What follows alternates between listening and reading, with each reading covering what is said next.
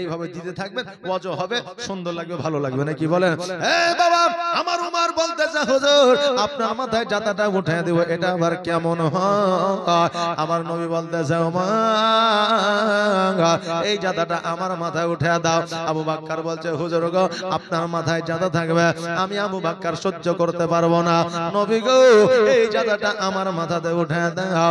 নবী আমার বলছে না না না এই জাতাটা তোমার মাথায় উঠে দেওয়া যাবে না। এবার হযরত আব্দুল্লাহ ইবনে আনসারী বলছে হুজুর আমার মাথায় জাতাটা উঠে দাও। আমার নবী বলছে না না না তোমার মাথাতেও দেওয়া যাবে না। আলী বলতেছে নবী গো আমার মাথায় উঠে দেন। আমার নবী বলছে না না তোমার মাথাতে উঠে দেওয়া যাবে না। ওসমান গনি বলছে হুজুর আমার মাথায় জাতাটা উঠে দেন। নবী আমার বলছে না না না তোমার মাথাতে উঠে দেওয়া যাবে না। সকল সাহাবী আমার নবীকে বলছে হুজুর গো আপনি জাতা মাথায় নিয়ে যাবেন, এটা আমরা সহ্য করতে পারবো না। নবী আমার বলে সাহাবীরা রে আজকে জাতাটা যদি তোমরা মাথায় নিয়ে যাও আমি নবী সহ্য করতে পারবো না। আমার নবীজের মাথা ওই জাতা মুবারকটা উঠায় দিলেন। আর বাবাজি ভাইরা এক বগলে পাটি নিলেন, অপর বগলে আপনার চাদরটা নিলেন। আমার নবীজি যেন হযরতে আলীর বাড়ির দিকে অগ্রসর হইলেন। এক সাইডে আমার ফাতেমা, অপর সাইডে হযরতে আলী, পেছনে যেন আমার নবীজির সাহাবীরা যেন চলে। চলতে চলতে আলীর বাড়িতে পৌঁছায় গেল। আমার নবীজি ওই জাতাটাকে নামায় দিলেন। আর নামায় দেওয়ার পরে আমার নবীজি আলীকে বলতেছে আলী রে আজকে তোমার ঘর ও বাড়িটা ঠিক না, আজকে তোমার বাড়িটা তোমার ভেঙে গিয়েছে, বাড়িটা আজকে তোমার ভেঙে গিয়েছে। সাহাবীদেরকে অর্ডার দিলেন। অর্ডার দেওয়ার পরে আমার নবীজি বললে সাহাবীরা খেজুর পাতা তোমরা কেটে নিয়ে আসো। আমার আলী রাদিয়াল্লাহু তাআলা আনহুকে একখানা ঘর তোমরা বানায়া দাও। হযরত আলী রাদিয়াল্লাহু তাআলা আনহুর যেন একখানা ঘর বানায়া দিলেন। আর আমার ফাতেমাতুজ জোহরা রাদিয়াল্লাহু তাআলা আনহু বলতেছে নবী গো আমাদেরকে যে জাতাটা দিলেন ওই জাতাটা কোন সাহাবীর মাথায় দিলেন না, আপনি নিজের মাথায় করে নিয়ে আসলেন, এর কারণটা বুঝতে পারলাম না। নবী আমার বলে ফাতেমা আমার আলী রাদিয়াল্লাহু তাআলা আনহুকে আজকে তোমাকে শিক্ষা দেওয়ার জন্য এই জাতাটা আমি মাথায় করে নিয়ে আসলাম। হে ফাতেমা আমি নিজে নবী হইয়া আজকে যদি তোমার স্বামী হযরতে আলীকে যদি আজকে আমি জাতাটা উঠায় না দিই, আজকে ফাতেমা এখান থেকে তোমাকে শিক্ষা দিয়ে গেলাম রে মা, তুমি বিবি হইয়া জীবনে কোনদিন তোমার স্বামীকে অর্ডার করিও না, জীবনে তোমার স্বামীকে কোনো আদেশ করিও না। কারণ তোমার স্বামী যদি বেজার হয়ে যায়, তোমার স্বামী যদি তোমার কথায় একটু দুঃখ পেয়ে যায়, তোমার স্বামী যদি তোমার কথাবার্তায় তোমার ব্যবহার চরিত্রে যদি নারাজ হয়ে যায়, ফাতেমা রে তুমি জান্নাতের রানী হতে পারবে না। আমার ফাতেমা বললে ইয়া রাসূলুল্লাহ ইয়া হাবিবাল্লাহ নবী গো আজকে তো দূরের কথা কিয়ামত পর্যন্ত আমি আমার স্বামীকে অর্ডার করব না। আর বর্তমানে বাবারে এখন স্বামী বলে বাজারে যাও, বাজারে যাওয়ার পর 1 কেজি আলু 1 কেজি পটল 1 কেজি ধনিয়ার পাতা তুমি নিয়ে আসবা। এখন বাজারে যায় যদি কিছু ভুলিয়া যায় তো বাড়িতে এসে ওই স্বামীকে শাসন করে তোমার বুদ্ধি আর হবে না, তোমাকে আনতে বলে আমি এতটি জিনিস আর তুমি নিয়ে এসেছো এতটি জিনিস, বলে কি বলে না? এ মা বোনেরা আজকে তোমার কথায় যদি তোমার স্বামী দুঃখ কষ্ট ব্যথা বেদনা পেয়ে যায়, আজকে তুমি যত ইবাদত করো না কেন, ইবাদত করে করে তোমার কপালে যদি ঘটা লাগে দাও, তোমার ইবাদত আল্লাহর দরবারে কবুল হবে না। কারণ স্বামীর পায়ের নিচে বিবিদের জান্নাত, জোরে বলে সুবহানাল্লাহ। এক জায়গায় বলেছিল মৌলভী সাহেব যে স্বামীর পায়ের নিচে জান্নাত, অমনি একটা বিবি বাড়িতে চলে গেছে, যাওয়ার পরে স্বামীর পায়ের তল খুঁড়তে আরম্ভ করেছে। এখন স্বামী বলছে হ্যাঁ রে রমনাতে জালসা হয়েছে, তুই জালসা শুনতে যাই বাড়িতে এসে তুই আমার পায়ের তল করছিস, কারণটা কি? তো বলছো তুমি বকিও না, চুপ করে শুয়ে থাকো, নাহলে তোমার খবর আছে। এখন স্বামী দেখছে তাই তো লক্ষ্মী ভান্ডারের মালিকও তুই, স্বাস্থ্য সাথীর মালিকও তুই, রেশন কার্ডের মালিকও তুই, আধার কার্ডের মালিকও তুই, তা আমি আর কি বলবো, তোর যা মন যায় তাই কর। এখন এক মাজা খুঁড়ার পরে চুপ করে বসে আছে, মানে এলে গেছে। এখন বলছে বিবি বল না, তুই খুঁড়ছিস তার কারণটা কি? তো বলছে মৌলভী সাহেব বললো যে স্বামীর পায়ের নিচে জান্নাত, তাই আজকে আমি খুঁড়ে দেখছি, যতক্ষণ না জান্নাত দেখবো অতক্ষণ খুঁড়া বন্ধ করব না। তো স্বামী বলছে খেপি কোথাকার, খুঁড়ে কি আর জান্নাত পাবি? আমার হাত পাখানে একটু টিপে দে তো কি আমাদের জান্নাত পাবি। তো বিবি বলছে ওইরকম জান্নাতের দরকার নাই, বলছে ওইরকম জান্নাতের দরকার নাই, কষ্ট করে খুঁড়ে জান্নাত নেবে ঠিকই, কিন্তু স্বামীর সেবা করে আমার মায়েরা জান্নাত নেবে না। এ মা বোনেরা, আমার ফাতেমা জোহরা রাদিয়াল্লাহু তাআলা আনহা উনি জান্নাতের রানী ছিলেন রে মা। আজকে আমার ফাতেমার ব্যবহার চরিত্র কেমন ছিল, আমার ফাতেমার আখলাক কেমন ছিল, একটু লক্ষ্য করে দেখা যায়। আমার ফাতেমা বললে ইয়া রাসূলুল্লাহ, ইয়া হাবিবাল্লাহ, নবী গো, আজকে তো দূরের কথা, আমি কিয়ামত পর্যন্ত আমার স্বামীকে অর্ডার করব না। নবী আমার বললে মা, ও ফাতেমা শোনো, আজকে অর্ডার তো দূরের কথা, তোমার ব্যবহার চরিত্রে, তোমার আখলাকে, তোমার কথাবার্তা, তোমার চলাফেরাতে তোমার স্বামী যেন না নারাজ হয়ে যায়, এই দিকে লক্ষ্য রাখিও রে মা।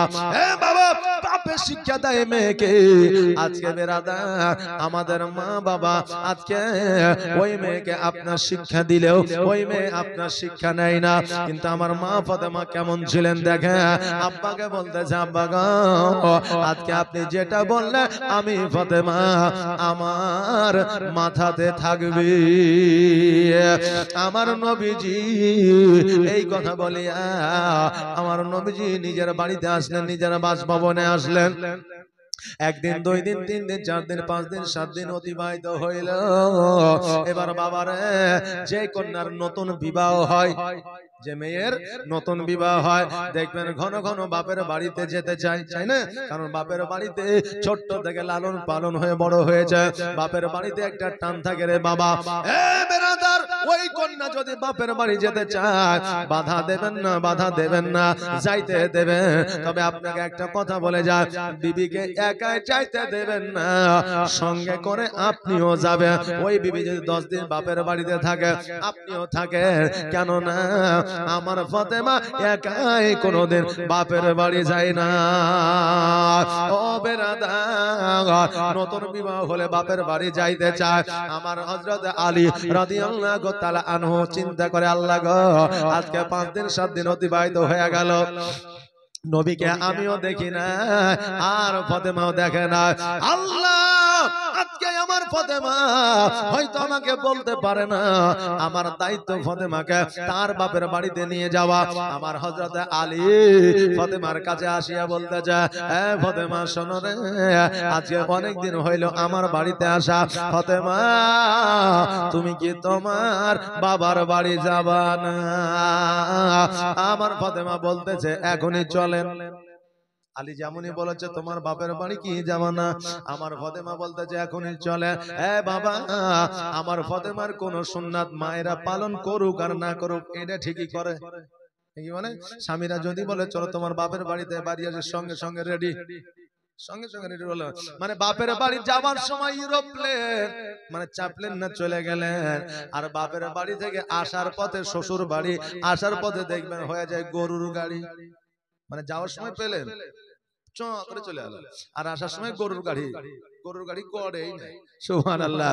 এ বাবা, যাওয়ার সময় দেখবেন বলে আমি রেডি, যাওয়ার সময় বাপের বাড়ি চলে গেল, আসার সময় যদি বলে চলো শ্বশুর বাড়ি, মানে আমার বাড়ি চলো, বলে এখন যা কি করে বিকালি যাও একবারে, নাকি বলে এবার বাবা যখন বিকালে বলে বলে আর এখন গেলে বাড়িতে যায় হয় প্রেসার কুকারে হোক আর গ্যাসেই হোক আমাকে রান্না করতে হবে, তাই একবারে রাত্রি বাড়িয়ে যাবো, এখন তো মোটর সাইকেলের যুগ, রাত দিন কোনো ব্যাপার না, তাই একবারে রাত্রি যাবো, তো রান্না বান্না করার দরকার নেই, যাই বাড়িতে শুয়ে পড়ি নাকি বলে, এই জন্য রাত্রে বেলায় যাবো, এখন আর যাচ্ছি না। হ্যাঁ বাবা, এই কথাটা শ্বশুর বাড়িতে থাকলে বলবে না, বাপের বাড়ি থেকে বলবে, হ্যাঁ মা জননী আজকে আমি বলে যাই আপনার স্বামী যদি বলে চলো বাড়ি, তুমি দ্বিতীয়বার আর কথা বলবে না। ওই স্বামী যদি নিজের মতো করে যদি বলে এখন আর যাইতে হবে না, চলো বিকেলে যাব, তবে ঠিক আছে, তবে স্বামীর উপরে হুকুম করবে না। আমার ফাতেমা রাদিয়াল্লাহু তাআলা আনহা জানো বাবা, আপনার বলতেছে স্বামী গো চলেন এখনই যাব, আমার আলী বলতেছে বিবি রে এই পোশাকটা আমি দেখতেছি আজকে এক সপ্তাহ ধরে পরে আছো, তোমার পোশাকটা কি পাল্টে নিবে না? মা জননী আজকে কেমন বিবি আর কেমন স্বামী একবার দেখলেন, একে অপরকে কষ্ট দুঃখ ব্যথা বেদনা দিবে না। আমার ফাতেমা চিন্তায় চিন্তিত, আল্লাহ গো আমার তো একটাই পোশাক, দ্বিতীয় পোশাক নাই, এখন আমার স্বামীকে যদি বলি আমার তো একটাই পোশাক দ্বিতীয় নাই, আমার স্বামী দুঃখ পেয়ে যাবে। আল্লাহ আমি বিবাহ করেছি, আমাকে আল্লাহ এমন গরিব বানিয়েছ যে আমার বিবিকে দ্বিতীয় পোশাক কিনে দিতে পারলাম না। এই বলে আমার স্বামী হয়তো দুঃখ করবে, আল্লাহ গো আমার স্বামীকে দুঃখ দেব না, ব্যথা বেদনা দেব না। এই জন্য আমার হযরত ফাতেমা জোহরা রাদিয়াল্লাহু তাআলা আনহা বলতে যে স্বামী গো আমাকে কি এই পোশাকে ভালো লাগে না? স্বামী আমাকে এই পোশাকে কি ভালো লাগছে না? তা আমার আলী চিন্তা করে, আল্লাহ গো এখন যদি আমার ফাতেমাকে বলি এই পোশাকে ভালো লাগে না, আমার ফাতেমা কষ্ট পেয়ে যাবে, ব্যথা বেদনা পেয়ে যাবে। এই জন্য আমার আলী বলতেছে বিবি রে এই পোশাকে তোমাকে সুন্দর তো দূরের কথা, মনে হয় জান্নাতের রানী দাঁড়িয়ে আছে, জোরে বলে সুবহানাল্লাহ। স্বামী আর স্ত্রী কাকে বলে দেখে, একে অপরকে বাবা কেউ কষ্ট দিল না, কেউ যেন বাবা ব্যথা বেদনা দুঃখ দিল না, স্বামী স্ত্রী ওকেই বলা হয়। আর একটু যদি কিছু হয়ে যায় বাবা, তো এই দেখেন স্বামী স্ত্রীতে আপনার একদিন কেন 10 দিন পার হয়ে গেল কথা বলে না। আর এখন বর্তমানে স্বামী স্ত্রীর প্রতি এত সন্দেহ বাবা, মহব্বত কম আর সন্দেহ বেশি, কথা বলেন না। রাত্রি বেলায় মোবাইলে টুইং টুইং করে উঠেছে, তো এখন স্ত্রী বুঝলেন ঘুমের মাঝে মোবাইলটা দেখছে, তো লেখা আছে বিউটিফুল, ওই রাতের বেলাতে স্বামীকে তুলে চুলমুল লেকড়ে ফেকড়ে বলছে এত রাতে বিউটিফুল কে লিখেছো তুমি, আগে তাই বলো। এখন স্বামী দেখছে তাই তো রে, আমার বিবি ছাড়া তো বিউটিফুল বলার মতো কেউ নাই, তো মোবাইলে কে দিল? এবার মোবাইলটা যখন ভালো করে দেখছে তো ওখানে বিউটিফুল লাই, ওখানে ব্যাটারি ফুল লেখা আছে, যে ওখানে ব্যাটারি ফুল লেখা আছে, তো বুঝাই খেপি কোথাকার, এখানে বিউটিফুল লাই, এখানে ব্যাটারি ফুল লেখা আছে। বাবারে আমাদের বর্তমানে সম্পর্ক এরকম, ভালোবাসা কম আর সন্দেহ বেশি। হ্যাঁ বাবাজি ভাইরা, সন্দেহ যতক্ষণ পর্যন্ত কাটাইতে পারবেন না ততক্ষণ পর্যন্ত আপনার দ্বারা মহব্বত হবে না। হ্যাঁ বেরাদার, আজকে একটু লক্ষ্য করে দেখেন, স্বামী স্ত্রীকে কষ্ট দিল না, স্ত্রী স্বামীকে কষ্ট দিল না। এবার বেরাদার আমার হযরতে আলী রাদিয়াল্লাহু তাআলা আনহু এই দেখেন ফাতেমাকে লইয়া যেন আমার নবীজির বাড়িতে গেলেন, আর যাওয়ার পরে দরওয়াজার সম্মুখে আমার আলী বলতেছে বিবি রে তুমি বাড়িতে যাও, আমি আমার নবীর জন্য কিছু মিষ্টান্ন খাবার নিয়ে আসি, কারণ মিষ্টান্ন খাবার আমার নবী পছন্দ করতেন, জোরে বলেন সুবহানাল্লাহ। বাবা আপনি যদি শ্বশুর বাড়িতে যান তো শ্বশুর বাড়িতে গেলে পরে কিছু মিষ্টান্ন খাবার নিয়ে যাবে, কিছু বাচ্চা কাচ্চার জন্য চকলেট নিয়ে যাবে, এতে শ্বশুর পরিবারও খুশি হয়ে যাবে, আর আমার আলীর সুন্নাত আদায় করা হবে, জোরে বলেন সুবহানাল্লাহ। এখন বাবা এই শীতের দিনে বেশি বেশি বড় বড় করে ক্যারিতে মিষ্টি নিয়ে শ্বশুর বাড়ি যায় না, কারণ যারা বিয়ে হয়নি তারা আবার পস্তাবে যে আমার শ্বশুর বাড়ি হইল না, নাকি বলে। একজন শ্বশুর বাড়ি যাচ্ছে, তো আরেকজন বলছে যে ভাই এই লোকটা কোথায় যাচ্ছে, তো বলছে কেন ওর শ্বশুর বাড়ি, তো বলছে আমার শ্বশুর বাড়ি যাওয়া হবে না, তো বলছে কেন শ্বশুর বাড়ি যাওয়া হবে না, গেলি যাওয়া হবে, তো বলছে আমার শ্বশুরই তো হয়নি এখন, আমি কি করে যাব? জামা আমার হবে না। তো বাপজি ভাইরা, তো এই দেখেন বেরাদার, এই দেখেন লোক দেখানো, আপনি মিষ্টি নিয়ে যায় না, অনেকে কাজে থেকে আসে দেখবেন যে একটা সাদা ক্যারিতে মিষ্টি ঢুকিয়ে নিয়ে সব কিছু ব্যাগে আইটে আছে, কিন্তু মিষ্টিটা আটে না। জি, ওটাকে হাতে ঝুলিয়ে ঝুলিয়ে নিয়ে চলে এসছে। বাবা, একটা বাচ্চা যদি ওই ক্যারিটা দেখে তো ও তো জানতে পারবে যে তো মিষ্টি আছে নাকি। আর বাপ যদি বিদেশে থাকে তো তার মনে একটু কষ্ট আসবে যে আমার আব্বা যদি থাকতো তাহলে আমার লাগেও মিষ্টি নিয়ে আসতো নাকি। একটা যদি এতিম দেখতে পায় তো এতিমটাও দুঃখ করে বলবে আল্লাহ আমার আব্বা যদি বেঁচে থাকতো তাহলে আমার আব্বাও এইরকম করে মিষ্টি নিয়ে আসতো। তাহলে আপনি কতজনের মনকে দুখালেন? জি, ওই মিষ্টি বাড়িতে নিয়ে এসে খাইলে সুখ শান্তি পাবেন? পাবেন জি? পাবেন না। এই জন্য আমার নবী বলেছেন কোন খাবার যদি বাড়ির জন্য নিয়ে আসো তাহলে লুকায়িত ভাবে নিয়ে আসিও, যাতে কেউ দেখতে না পায়, যাতে কেউ এমনকি খুশবুও না পায়, একটু লুকায়িত ভাবে নিয়ে আসো। কিন্তু আমরা সব জিনিস ব্যাগে নিয়ে আসি আর ওই খাবার জিনিসগুলাই আমরা দেখাতে দেখাতে নিয়ে আসি। বাবা, শরীয়ত মোতাবেক দেখাতে দেখাতে নিয়ে আসা প্রযোজ্য নয়। বাবাজি, আমার হযরত আলী বললেন বিবি রে, আজকে আমার নবীজির জন্য কিছু মিষ্টান্ন খাবার নিয়ে আসি। এইদিকে আমার হযরত আলী মিষ্টান্ন খাবার নেওয়ার জন্য যেন বাজারের দিকে গেলেন, এইদিকে আমার ফাতেমা বাড়িতে যেন সালাম দিলেন, আসসালামু আলাইকা ইয়া আহলাল বাইত। আমার নবীজি সালামের উত্তরখানা দিলেন। বাবা, আজকে তো আমরা সালাম দিই না, সালাম দেওয়া তো দূরের কথা, গলা খেকারিও দিই না, গলা খেকারি তো দূরের কথা, আজকে আমরা বাড়িতে কে আছে না আছে এটাও জিজ্ঞাসা করি না। আরে বাবা, বাড়ি যতই আপনার নিজের হোক, আপনি বাড়িতে ঢুকবেন, সালাম দিবেন, জানা জানি আপনার মেয়ে কোন অবস্থায় আছে, আপনার মা কোন অবস্থায় আছে, আপনার বিবি কোন অবস্থায় আছে। আজকে বাবারে, আজকে বাড়ির মধ্যে যাবেন, সালাম দিবেন, এটা হলো আমার নবীর সুন্নাত। ও বাবাজি ভাইরা, আমার নবীজি বলতেছে ফাতেমা বেটি রে, আজকে তোমার গলার আওয়াজ পাওয়া যায় কিন্তু আমার জামাইয়ের আওয়াজ কেন পাওয়া যায় না? আহারে, শ্বশুর কাকে বলে দেখেন, আমার নবী এটাও শিক্ষা দিয়ে গেছেন। আমার নবী বলেন আমার জামাইয়ের আওয়াজ কেন পাওয়া যায় না? আমার ফাতেমা বলতেছে ইয়া রাসূলুল্লাহ, ইয়া হাবিবাল্লাহ, নবী গো, আপনার জন্য কিছু মিষ্টান্ন খাবার নিয়ে আসার জন্য আমার স্বামী গিয়েছে বাজারে। আমার নবী বলছে ফাতেমা, আমার জামাই তোমার সঙ্গে যতক্ষণ পর্যন্ত না আসবে আমার বাড়িতে তোমার প্রবেশ করা যাবে না। এই রকম ভালোবাসা যদি আমাদের জামাইকে দিয়ে থাকে রে বাবা, কোন জামাই তোমার বেটিকে জ্বালাবে না। বেটি এসেছো? ও আচ্ছা, জামাই বলে কলকাতায়, জামাই বলে চেন্নাই, বলে ঠিকই আছে, জামাই যখন চেন্নাই গেছে তো আজকে 10 দিন কেন 20 দিন থেকে যায়, দেখি মানে 10 দিন কেন 20 দিন থেকে যায়। এই বাবা, আজকে বেটি যদি আপনার বাড়িতে আসে তো জামাইকেও ডাকবেন। তাহলে জামাই যদি বেটির সঙ্গে আসে, জামাই যদি খোঁজ খবর নেন, তাহলে জামাই বলবে যে না, আমার শ্বশুর আমাকেও ভালোবাসে, শুধু তার বেটিকে লয়।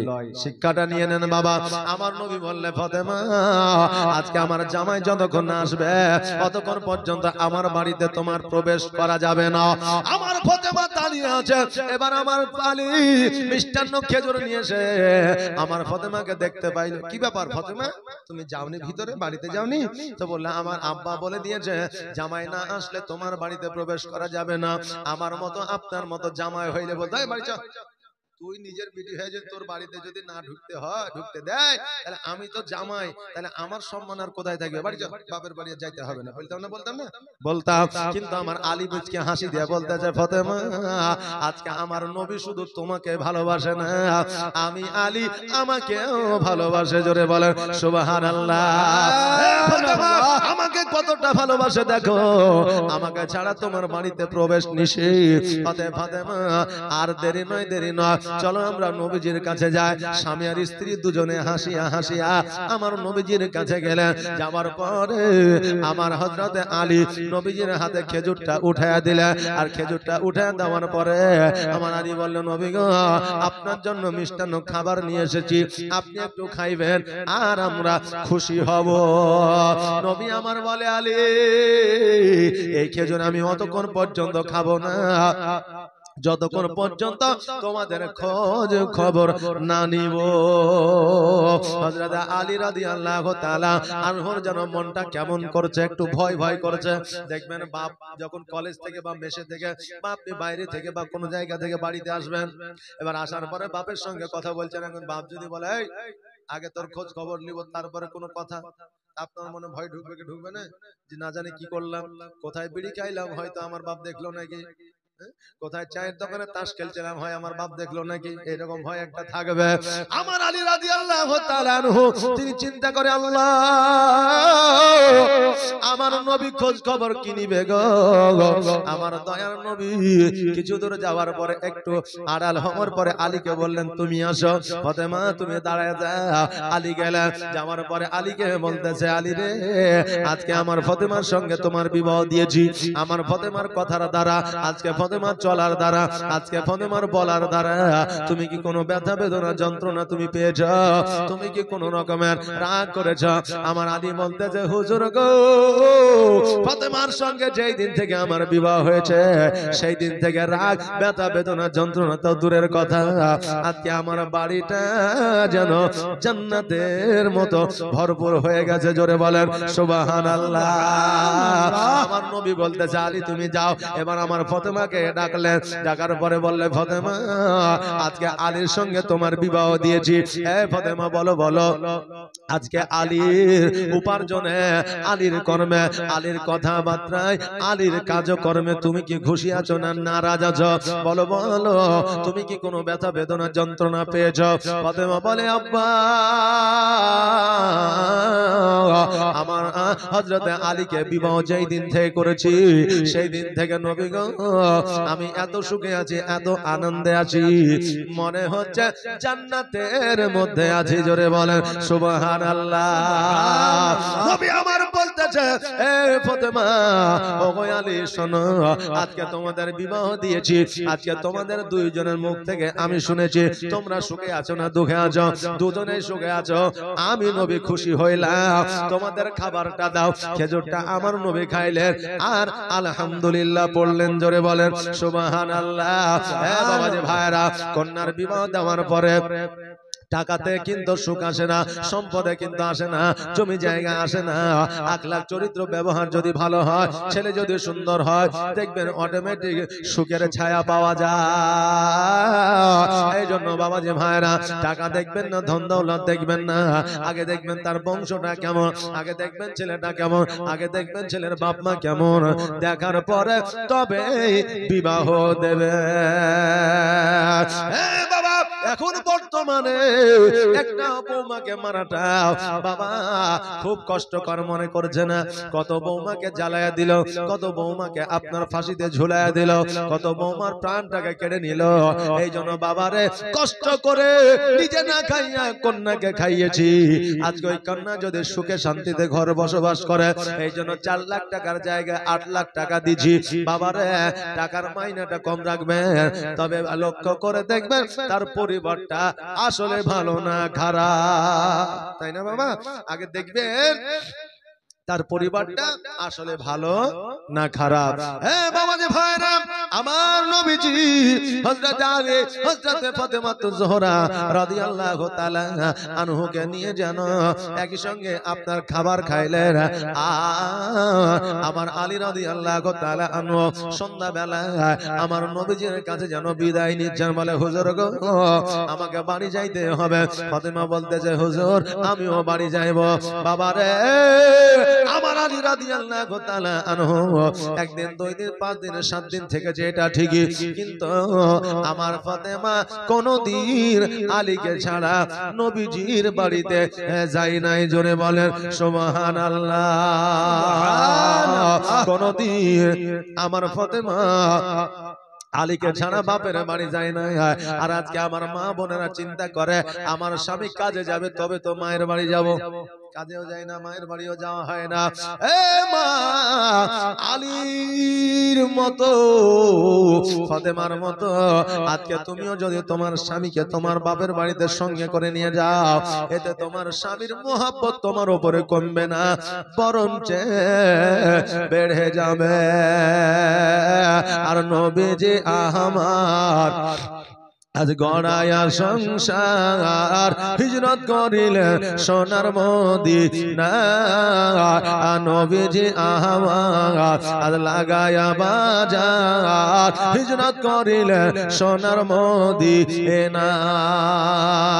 আর কত আছে জাহিরে, আর কত আছে বাতেনে, কত আছে জাহিরে, কত আছে বাতেনে, আর বাতেনের ভেদা ভেদ জানে পীর পয়গম্বর আউলিয়া।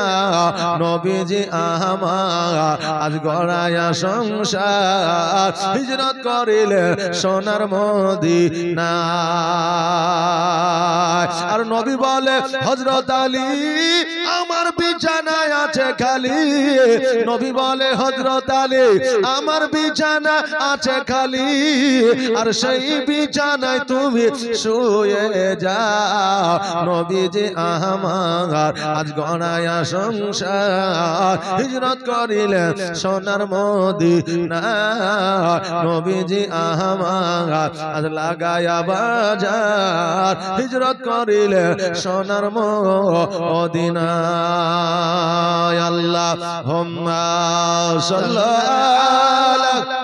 سيدنا مولانا محمد وعلى آله سيدنا مولانا محمد صلى على محمد صلوا على محمد हरदम ज़बान से निकालो पाक नामे मोहम्मद। हरदम ज़बान से निकालो शफियाना मोहम्मद। বাবারে এই দেখেন নবীর ঘর মাদ্রা আল্লাহর ঘর মসজিদের জন্য আপনাদের কাছে চেয়েছিলাম, একটা ভাইয়ের কাছে 11,000 পেয়েছি, আর একটাকে আমি সঙ্গী করতে চেয়েছিলাম। তাই একটা ভাই আমার সঙ্গী হবে না?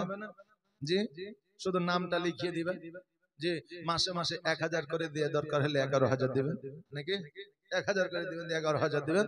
জি বাবা, আর একটা ভাই আমার সঙ্গে হয়ে যান, একটা, আর একটা মা আমার 500 টাকা দিবে, আর একটা মা আমার। সুবহানাল্লাহ সুবহানাল্লাহ। এই দেখেন জাযাকাল্লাহ, যদি এখন না থাকে নামটা শুধু লিখিয়ে দিবেন, বলে পরে দিয়ে দেব। একজন বাবজি হাত তোলেন তো, আল্লাহর বান্দা, নবীর প্রেমিক, নবীর আশিক, ওই মদিনাকে স্মরণ করে একজন বাবজি আমার। জি, একজন বাবজি আমার বলেন তো যে আমি 11,000 টাকা দেবো। এতগুলো মানুষ আছে, দেওয়ার মতো ক্ষমতা অনেকেরই আছে, নাকি বলেন? যে দেওয়ার মতো ক্ষমতা অনেকেরই আছে। একটু তাড়াতাড়ি করে, একটু জলদি করে, ও মাঝি রে আমায় নিয়ে চল মদিনা। সুবহানাল্লাহ সুবহানাল্লাহ। একটা বাবজি আমার হবে না? জি, একজন। সুবহানাল্লাহ। এই দেখেন হবে হবে মনে হয়েছে নাকি যে একটা হবে। সুবহানাল্লাহ। একজন বাপজি আমার 11,000 টাকা দিয়ে আজকে আল্লাহ ঘর মসজিদকে সাজিয়ে দেন। কাল কিয়ামতের দিনে আল্লাহ জান্নাতের মধ্যে আপনার ঘর সাজিয়ে দিবে। জাযাকাল্লাহ, মাশাআল্লাহ, বারাকাল্লাহ। আপনার জন্য এই দেখেন শেষ সময়, আখেরি সময়ে আপনার জন্য একটু দোয়া করে দিয়ে যাব। যার শেষ ভালো তার সব ভালো। বাবা, আপনার জন্য একটু দোয়া করে দিয়ে যাব। শেষ সময়ে, শেষ বেলায় একটু তাড়াতাড়ি করে জলদি করে আসেন। সুবহানাল্লাহ সুবহানাল্লাহ। জাযাকাল্লাহ, মাশাআল্লাহ, বারাকাল্লাহ। একটু তাড়াতাড়ি করে আসেন। ও মাঝি রে আমায় নিয়ে চল মদিনা, আমায় নিয়ে চল মদিনা। ও মাঝি রে আমায় নিয়ে চল মদিনা, আমায় নিয়ে চল মদিনার মদিনার মাটিতে মরুর বালিতে আছেন মোর নবীজি ওই ঠিকানা আমায় নিয়ে চল মদিনা ও মাঝি রে আমায় নিয়ে চল মদিনা মদিনার মাটিতে মরুর বালিতে আছেন মোর নবীজি ওই ঠিকানা আমায় নিয়ে চল মদিনা ও মাঝি রে আমায় নিয়ে চল মদিনা সুবহানাল্লাহ সুবহানাল্লাহ জাযাকাল্লাহ মাশাআল্লাহ বারাকাল্লাহ কত আছে ভাই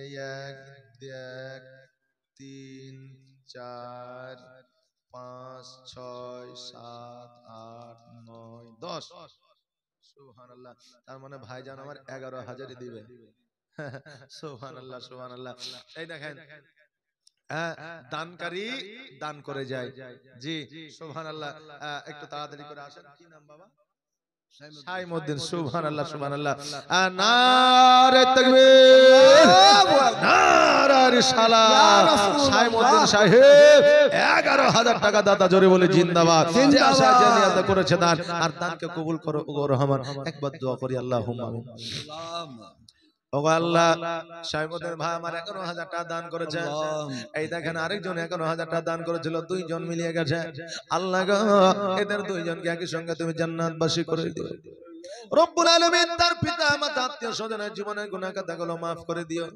আল্লাহ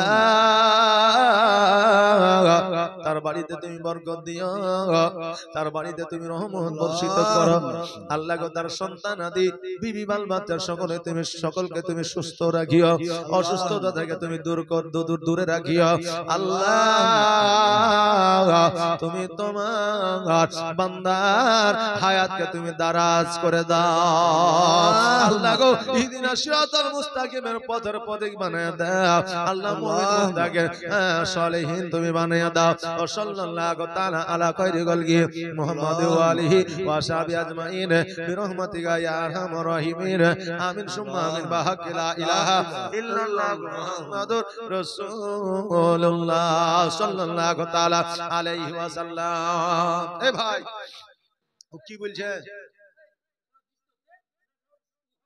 সুবহানাল্লাহ সুবহানাল্লাহ এই দেখেন নৈজ্য কথা কাকে বলে দেখেন যে নৈজ্য কথা বলেছে যাই হোক এই করে লাভ নাই এত জোর করিয়েন না যদি দেখা যায় যে দিদি যায় যদি নাই হয় তো পরে আবার নারাজ হয়ে যাবে নাকি বলেন যে কালকে হবে ইনশাআল্লাহ জি বাকি দিবে না নগদি কালকে দিবে তবে ঘোষণাটা এখন করে দিব